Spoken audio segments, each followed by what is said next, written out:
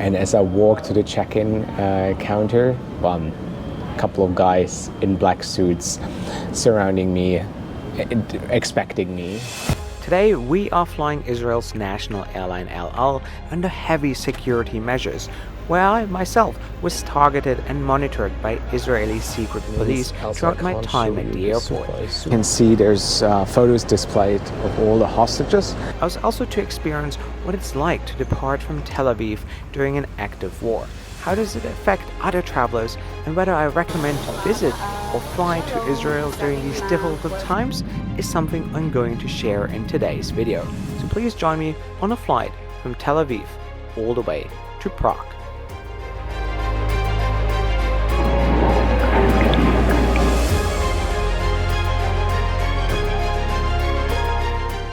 If you're new to the channel, my name is Josh Cahill, a multi-award winning aviation YouTuber with over 500 million views, and I love to hold airlines accountable for the promises they make. My favorite hobby? Featuring unique airlines from all over the world. I organized Afghanistan's first all-female flight, and I'm also proudly banned from Qatar Airways.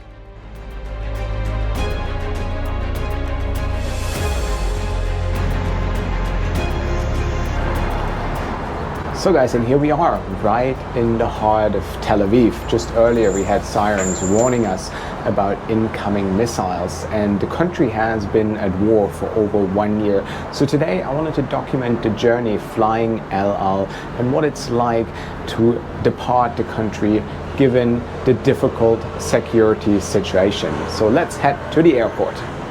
Yesterday I arrived in Tel Aviv flying in from Dubai, and I was subject to intense interrogation, barricaded doors inside the plane, and close encounters with fighter jets, and very strict security measures.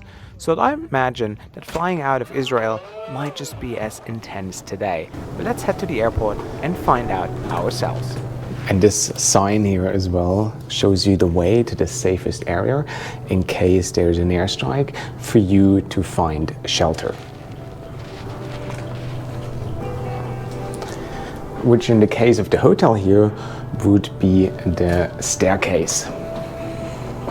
So now we're going to take the taxi to Ben Gurion International Airport, which takes roughly an hour depending on the traffic. Hi, good morning, how are you? Or good afternoon. It's all good? All covered, eh? All right, thank you. Yeah, I did. Is it here already? Yeah, so, okay, thank you. Thank you. That's for you, huh? Have a good one. Hey, how are you? I am good. And you? I'm very good, thank you.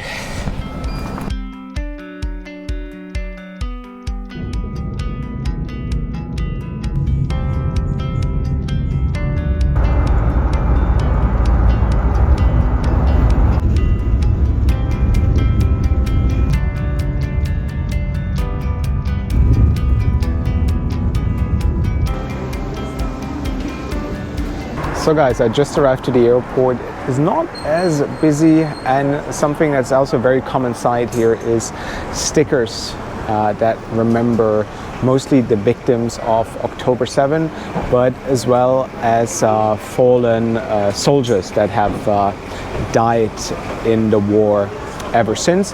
But now we're going to head inside and we're going to check in for our El Al flight to Prague.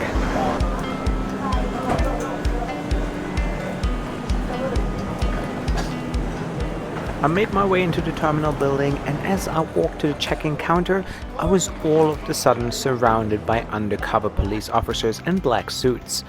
And they said that they were expecting me and understood that I was a YouTuber. Scary moment, and certainly very bizarre too, but let me share you the full story with you once I reached my gate.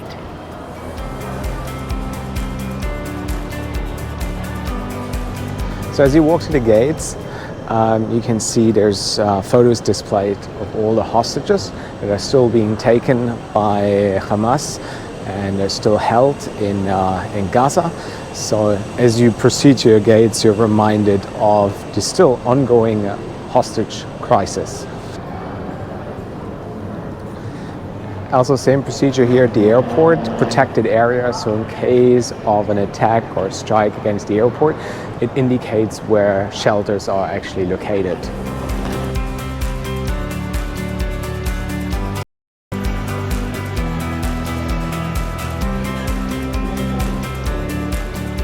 So, I promised you the story what happened. Yesterday, when I flew from Dubai to Tel Aviv, I was engaged in a pretty intense questioning for a good 15 minutes. It was all nice, but it was very detailed, you know, before you get to check in for your flight. And I guess the individual, who was really nice, my regards from here, maybe he subscribed to my YouTube channel by now, probably passed on all the information. And so I entered the terminal now, and as I walked to the check-in counter, a couple of guys in black suits surrounding me, expecting me, so they knew who I was. They just asked me the standard questions. And I asked them, did I do anything wrong? They said, no, you didn't, not at all. They said, but we understand that you're a vlogger, so when you talk about whatever you do today, don't go into details or specifics when it comes to security details, which I'm not going to do. But yeah, so everything I do, everything I say, right now there's a lot of eyes on me. My stuff was taken apart at the security control, like everything was checked for explosives. And everyone here kind of gives me the look as if they were briefed on me, you know, so they're not taking security lightly, but yeah, that being said, they're taking security very seriously here, probably done their background checks on me, and if I was really that much of a threat, I'm sure they wouldn't have let me into the country. So I think I also earned at the same time my US visa, which the US government is still refusing me to give, though I went for the interview, I was there, open source, open book, told them everything, offered them all access, I'm sure there's spyware on my phone, they know exactly what I'm up to, so why not? My US viewers still want me to fly Spirit Airlines. So please, now I think I've earned it. But yeah, here we are now. I still got a few hours to kill. So let's walk around a little bit and plane spot. So one problem here in Tel Aviv, it's the most F-geek unfriendly airport because they have this foil on the window with those little dots, so you can't film through it, and means also I can't show you the Sukhoi Superjet of Azimuth, which is standing over there, which also surprises me that there are still flights between Russia and Israel, given that they have such a poor relation, or like has deteriorated a lot in the past 2 years. I remember there was a plane landing in, was it in Chechnya or somewhere in Russia, like a Muslim majority part of Russia, where they stormed the airport and then they went on the tarmac where the plane was standing, and they were all hunting for Jews. There's even this infamous little clip filmed on a phone where somebody was looking into the engine whether he could find some Jews there. So I like very sad. And they always say it's not about the fate or whatever, but obviously these kind of incidents, they prove otherwise. But yeah, still surprised that I find a Russian airline here. And there is my plane today, the 737-900, just arrived from Milan. It's gonna get cleaned, prepared for my flight to Prague. Also, fun fact, El Al is one of the few airlines in the world with a Boeing-only fleet. So for the narrow bodies, they have 737s, the Dash 800 and 900. And the wide bodies are 777s and Boeing 787 Dreamliners. Been on a Dreamliner a few times before. Haven't been on the 737 of El Al yet, so very much looking forward actually to see what it's like. And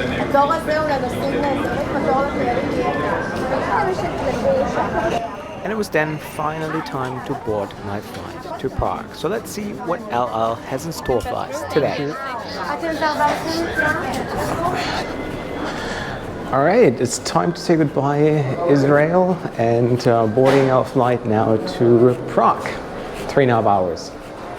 On my previous flight on LL, I pointed out how rude and unfriendly the cabin crew can be at times. And since the airline was briefed on my presence today, they were all well prepared for today's trip and gave me their very best smile and welcome. Hello, Salima, welcome. Shalom. But here we are, welcome on board LL's 737-900, which comes with 16 recliner seats in business class and features 159 in economy. The flight was fully booked as not many European airlines were operating flights to Israel of the time this video was filmed. So guys, and here we are, welcome on board a fully booked flight to Prague, because most of the airlines, they don't operate to Tel Aviv anymore because of the security and safety situation. So there's a huge demand on flights in and out of Israel, and it's only covered by LL as well as Israel and Arkia, and then you have a few Middle Eastern airlines still here flying here, and with the European airlines it depends, you know, however the situation is on the ground, and they're also quick to pull out their flights and put a hold on it if there was like a recent attack in terms of missiles or whatever. But yeah, generally what are the extra safety measures on board is you have air marshals on this flight which are armed, which is not a secret. Obviously the plane has like an anti-missile system pretty much exactly where I sit, on the belly of the plane. But yeah, crew's lovely so far, so very much looking forward to the next 3.5 hours. The economy class seats on LL's narrow-body fleet aren't the most competitive, as it has no in-flight entertainment and the legroom is very poor as well. The airline plans to replace their aging 737 fleets with the newer 737 MAX, which are expected to enter their fleet in 2028. 20 of them have been ordered. Interesting fact, throughout its history, the airline has never operated a single Airbus plane, which I think makes it the only world's flag carrier in the world to do so.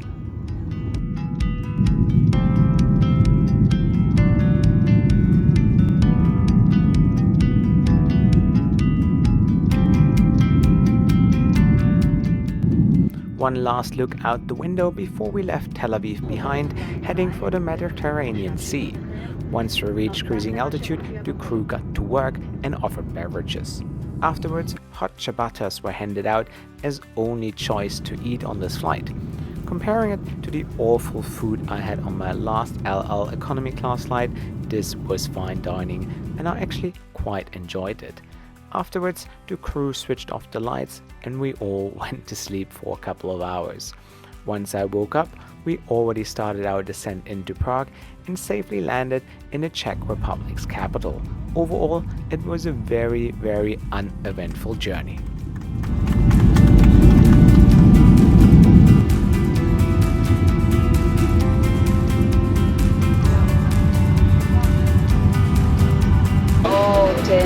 Bye bye, Laila Tov, goodbye. Thank you. How do I summarize my experience flying LL? Well, it's a bit of a scary thing when you walk in a terminal building and all of a sudden you're surrounded by 5 guys in black suits who work for whatever authority in Israel, and they say, we know who you are and we know what you're doing. Of course, it's a bit scary. It's a bit intimidating as well, but what I appreciated about this encounter is that they have been respectful, they have been considerate, and they haven't been arrogant or degrading at any point of this encounter. And they said very clear, we know what you're doing here, we know what your content is like, we just ask you to not go into details about security aspects, which I can absolutely understand at this point of view. However, when I then went for the security control and they took my stuff apart, they took even the batteries out of the cameras and I swiped it and tested it for explosives.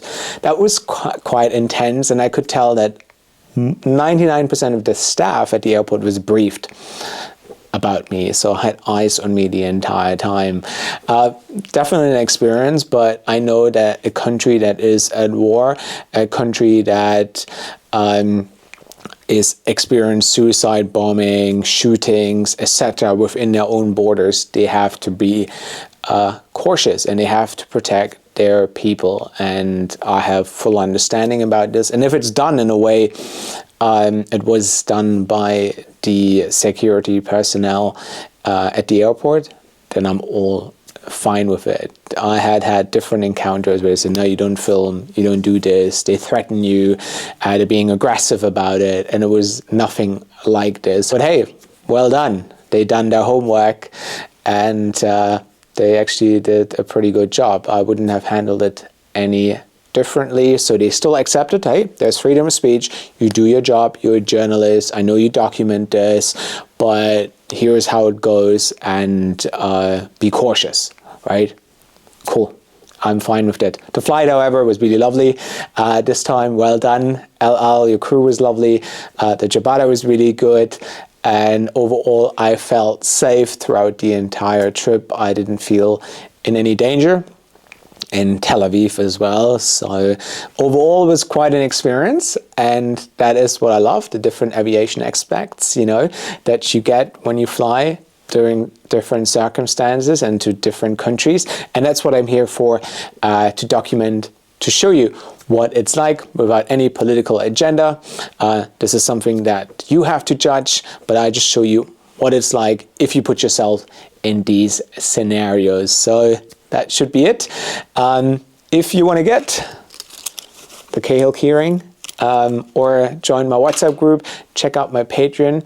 The link is in the description box below, or early access to my videos, your name in the credits. I'd appreciate if you have a look.